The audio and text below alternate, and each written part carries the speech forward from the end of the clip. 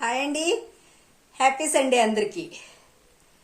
Lily research చేసిందంటే తల్లి పాలలో కంటి నీళ్ళలో కల్మషం ఉంటుంది, కానీ రీసెర్చ్లో అన్ని వాస్తవాలే బయటపడతాయి. సో ఎందుకు ఈ మాటలు చెప్తున్నాను అనుకుంటున్నారా? బైబిల్లో ఒక మాట ఉంది. తీతుకు రాసిన పత్రికలో 2వ అధ్యాయము 3వ వచనం, వృద్ధ స్త్రీలు కొండెగత్తులను మిగుల మద్యపానాసక్తులనే ఉండక. ఇక్కడ వృద్ధ స్త్రీల గురించి వ్రాయబడి ఉంటుంది. మీ ఎక్స్పీరియన్స్లో కూడా, మీ అనుభవాల్లో కూడా కొంత చూసే ఉంటారు. వృద్ధ స్త్రీలు మహా డేంజర్. వాళ్ళంట నిజమే కొండెగత్తులుగా ఉంటారు. చాలాసార్లు మనం వృద్ధ స్త్రీలని కనికరం చూపుతూ ఉంటే బైబిల్ కూడా మనకి మరి అపోస్తలుడైన పౌలు రీసెర్చింగ్లో కూడా అర్థమైంది ఏంటంటే, ఆ ఇంటికి ఈ ఇంటికి, అక్కడ కవర్లు ఇక్కడ కవర్లు అక్కడ, ఆ ఇంటికి ఈ ఇంటికి తిరుగుతూ టయాన్ని వృధా చేసుకుంటూ కాలవ్యాపన చేస్తూ, ఇంకా ఆ టైంలో ఎవరు వాళ్ళని పట్టించుకోరు కదా. ఏదో ఎవరొకరు మాట్లాడితే వాడికి ఉన్నాయి 4 లేని కల్పించి చెప్పి కొంపలంబడ తిరుగుతూ అనేక రకాలుగా మనుషుల్ని ఇబ్బంది పెట్టే స్త్రీలు కూడా ఉన్నారు. సో అలాంటి వారి విషయంలో జాగ్రత్తగా ఉండండి అని బైబిల్ చెప్తుంది. మన అందరం అవి ఫేస్ చేసే ఉండొచ్చు. సో నేను కూడా అలాంటి సిచ్యువేషన్ ఎదురొచ్చింది. అలాంటి స్త్రీల గురించి బైబిల్ ఏం చెప్తుందంటే బహు జాగ్రత్తగా ఉండాలంట. దేవుని ప్రేమను బట్టి మనం వాళ్ళని చేరదీస్తూ ఉంటాం, కానీ ఎన్నో కాపురాలు పతనం అయిపోయినాయి వాళ్ళ వల్లే.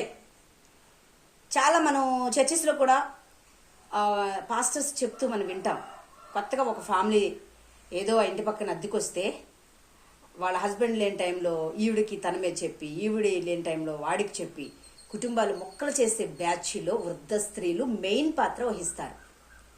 డెఫినెట్లీ ఇది నేనేం కల్పించి చెప్పట్లేదండి. ఎంత వాళ్ళకి జ్ఞానం ఎక్కువైపోయింది, అనుభవాలు చూసి చూసి చూసి చూసి చివరికి ఎలా అయిపోతారంటే ఉన్నాయి లేని ఇంకా ఊహించుకుంటారనమాట. కల్పితాలు ఎక్కువైపోతూ ఉంటాయి. సో అలాంటి వారి విషయంలో జాగ్రత్తగా ఉండండి. మనం జాలి చూపేమంటే తిరిగి మనకి ఏకు మేక అంటారు కదా, మనకే రివర్స్ అవుతుంది.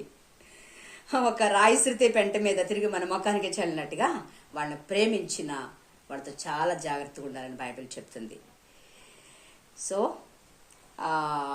చాలామంది ఇంకా కవుర్లు ఏముండదు అక్కడ. ఒక 3-4 వృద్ధ స్త్రీలు ఉంటే ఏదో ఊర్లో ఉన్న విషయాలన్నీ వాళ్ళకే తెలుస్తాయి, ఇంకా ఎవరికి తెలియవండి అంతగా. లాయర్ల దగ్గరికి వెళ్ళు, జడ్జీలకి తెలియవు, లేకపోతే జర్నలిస్ట్కి తెలియదు. అన్ని విషయాలు వాళ్ళకి తెలుస్తాయి. వాళ్ళు మహామేధావులు, మహాజ్ఞానులు. సో దేవునికి ఇష్టలుగా ఉంటారంటే ఇష్టలుగా ఉండరు. ఎలాంటి పరిస్థితుల్లో అలాంటి కొండెగత్తులు పరలోకానికి వెళ్ళరని దేవుని వాక్యం స్పష్టంగా బోధిస్తుంది. సో కొంతమంది అయినా చూస్తారు కదా, కొంతమంది అయినా వింటారు కదా అని ఈ చిన్న ప్రయత్నం.